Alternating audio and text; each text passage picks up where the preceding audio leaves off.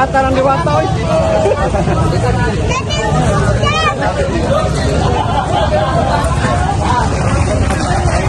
Hindi ko na iniintindi kung scripted man yan, kung ano man yan. Basta importante, malaking tulong, malaking bagay yan. Pero ang ganda rin nung sinabi ni Malcolm kanina, isipin mo yun from vlogger ng Europe, UK. Talagang buhat na buhat niya ang Diwata Paris Overload. At ikaw, pati yung mga produkto mo na binibenta dito. True. Talagang pati basher, sabi nga niya kanina, mag-bash lang kayo. Basta yung tao, magandang ginagawa, nagbibigay ng trabaho. May tanong ka. Ewan kung alin ka basta yung mga vlogger na foreigner. At least, diba, mga foreigner na-appreciate tayo, napupuntahan tayo, nakikilala tayo. Ibig sabihin, hindi lang mga Pilipino tayo nakikilala pa sa ibang bansa, diba, no? Pero mo sa halagang 100 lang daw, makakakain ka na talagang sulit yung 100 mo. Almost $2 daw sa kanila Oo. sa amin. So, Sa kanila daw wala nun. wala no. Oo. Ay, sige lang. Hindi. Alright. Madam, okay lang kasi niluluto yung mama ko Gusto ko daw, pero malinis naman yun. Okay lang ba punta si mama dito, patikimin niya yung biko? May ka ba sa biko? Oo naman. Ayun, sige. Padalan ka namin dito. Anong probinsya? Anong probinsya? Bigane, Cebuano yung si mama. Cebuano daw. Sa bigay-bigay, hindi tayo tumatanggi dyan. Iyon. Pare, Hindi naman tayo nanghingi kung saan naman binibigay. Mga blessings. galing kay yan, kay Ate Emma, ayan. So, hopefully, mami, makarating ka dito, mami. Ayan, dito lang naman si Diwata. Walang kupas. Ayan. Nakita natin. Bali, may tanong pala ako isa pa. Paano mo pala may handle yung stress mo? Kunwari, makikita pressure, tapos hindi mo na ganong napapansin yung iba. Ang hirap, pero siyempre kailangan ko lang din naman, diba? Tao lang din naman tayo.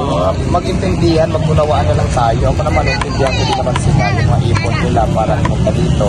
Pero pagdating dito, hindi naman kasi lahat ng oras na entertain ko yung lahat ng pumupunta. Kasi busy din ako dahil bigante ako Ang dami natin inaayos, ang dami natin inahandle ng mga kailangan natin gawin bilang isang may-ari.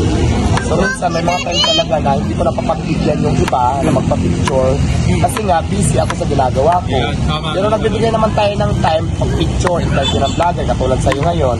Pag may free time tayo, pero pag hindi naman free talaga, Magsasama loob. oo, hindi naman loob, gagawa ka pa ng kwento para mapansin ka lang. Diba? So wala na akong pakialam doon kasi hindi naman yun ang importante sa buhay ko. Ang importante kasi nag-negosyo ako, yun ang importante. So, ayan. Ito. Kapag yung mga game talaga dito na pwede mag-picture pero pagpapagod si Diwata, syempre bigyan nyo yung siya Oo. Sige. Gata ng Diwata, oy.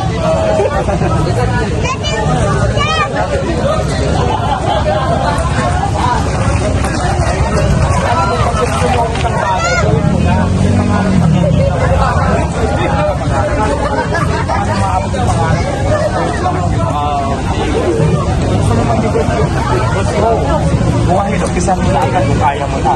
Kailan mo pa umpisan pag hindi mo na kaya? Tama.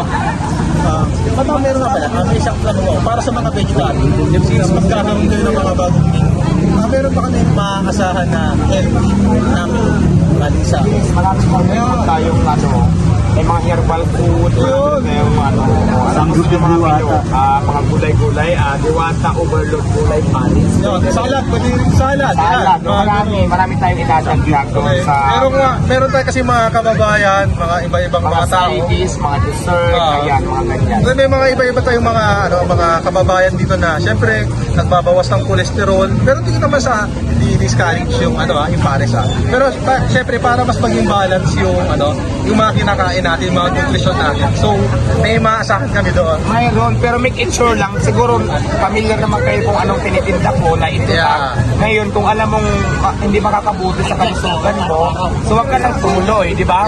Huwag mo na i-sacrifice yung sarili mo. Ito naman ay para lang din sa mga gusto kasi wag mong asahan na kung ano man yung ini-expect mo kasi kung ano lang yung tinda nakikita nyo sa mga video sa vlog, sa social media, yun lang yung maabutan mo rin. Pero hanggat maaari, i-improve natin yan, bibigyan natin yan ng yung sinasabi niya mga healthy food, lalagyan natin yan.